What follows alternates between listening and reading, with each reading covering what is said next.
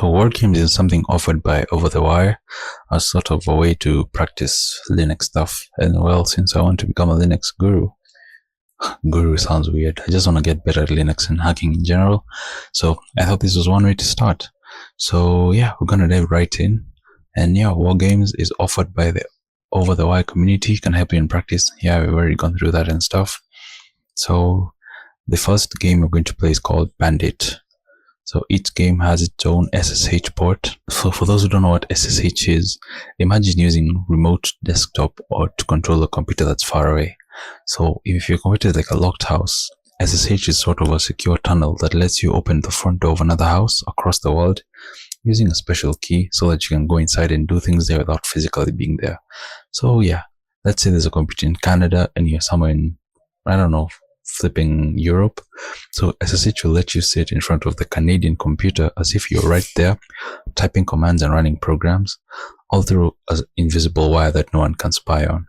So yeah, that's what basically SSH is, and it's the primary way to connect to the wargames games, I guess. So Bandit. This game is aimed at absolute beginners. I hope that will be true to its word, but it should teach us the basics to be able to play other wargames. And yeah, there's a note for beginners. I have a little history with it. I've tried like a couple of levels, but I don't really remember much. But all I know is like one level leads to the other. So level 0 has the key to level 1. Level 1 has the key to level 2. Level 2 has the key to level 3, so on and so forth. And so you're just supposed to basically research, I guess, and probably try to find where the keys are. So yeah, this is aimed at absolute beginners. I'm an absolute beginner. And they do say part of learning the basics is reading a lot of new never used commands. So yeah, hopefully this will work. And it's nice to have like an introduction to new user commands. So I'm pretty sure that'll be helpful in the coming future. But yeah, so level 0. The goal of this level is to log into the game using SSH.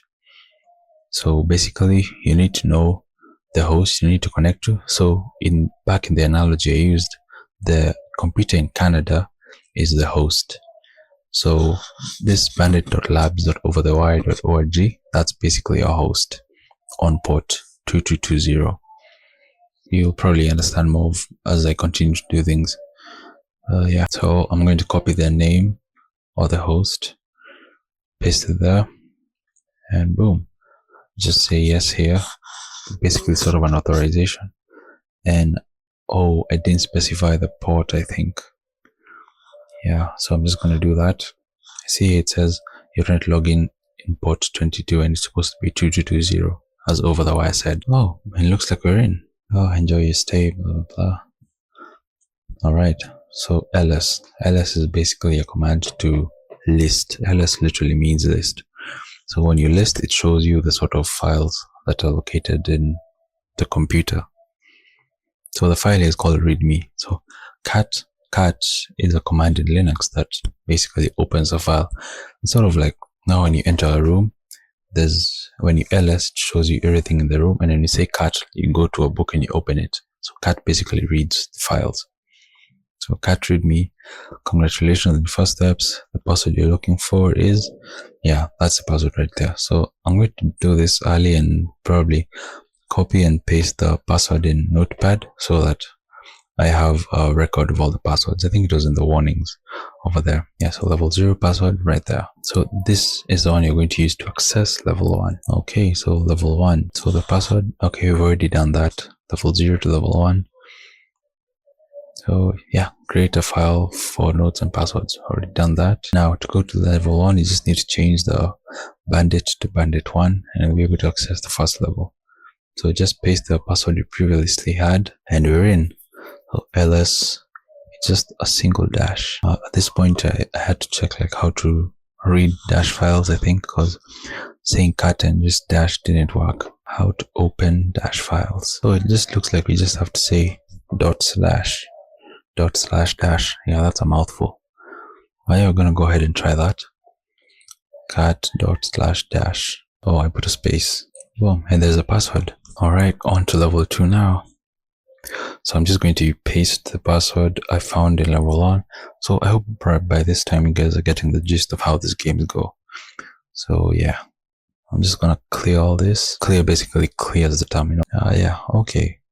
This one really gave me a lot of problems because I couldn't figure out how to read the spaces in this file name. First of all, whenever you cut something, it reads all the files, all the names as individual files.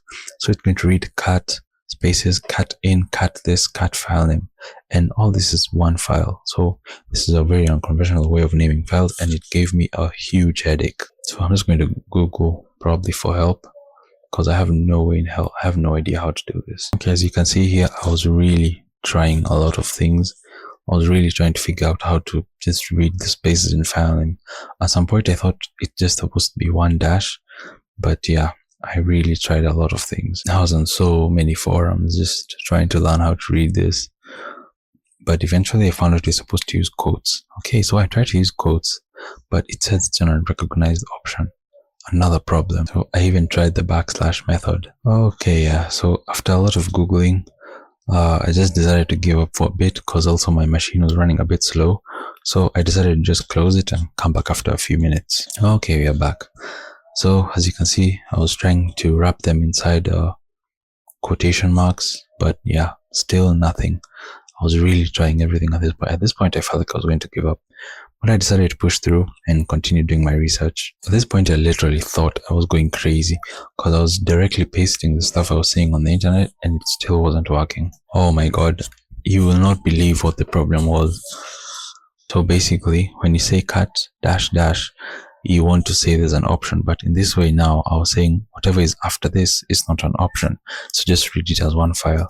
And that finally gave me the password. That took so long. I think I wasted a whole hour on this. But yeah, I finally got it. Okay, now on to level 3. Just paste in the password. I kept on messing up pasting the password, but I finally got it. Alright, onward you go. ls, and at first ls has brought nothing, but probably I did ls-a. So what ls-a does, it basically like reveals everything, and even including hidden files. In Linux, you can hide files. So ls-a just reveals the hidden files. And as you can see here, I found a file called hiding from you. Pretty obvious.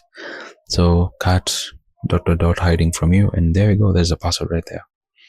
On to level 4. Of course, ls. So whenever something is blue, that means it's a directory. So cd means change directory, meaning you go inside that directory. Okay, so it looks like there's a bunch of files here, and if I try to open them, they're saying invalid option. You see here, it thinks it's an option. So I tried again, but still thinks it's an option. So I've kind of figured out this probably has more going to it than just normal cat. So I decided to do some research, and turns out the file is stored in a human readable file. So I guess the key here was trying to find human readable files. So how do I do that? So I was seeing like people are saying the find command is what's going to help us. I'm just reading through Stack Overflow. I'm going to be in Stack Overflow a lot. Okay, so I finally found the right command. So basically, file is a command that determines and reports the type of each file in an argument. So what dash dash does, it just tells the file command to stop interpreting any further arguments as option. And finally, asterisk is a wildcard that is actually called globbing. I don't know if you guys know glob from freaking, what is it called? Adventure Time. But this just expands to all files in the folder or directory, except hidden ones, and it sorts them alphabetically. But what this is going to tell us, it's going to tell us the types of the files. So as you can see here, file 07 is an ASCII text. So yeah, that's probably the one we need. And boom, there's the password for level 5. So I'm just going to pause here and I'll continue in the next episode. But I'm just going to put in the password to make sure it works. There we go, level 5. I hope you guys sort of enjoyed or learned something. And now we're going to continue in the next episodes. I'm going to work hard until I finish this thing. But yeah, just tune in. I hope you guys enjoy, and I'll see you in the next one.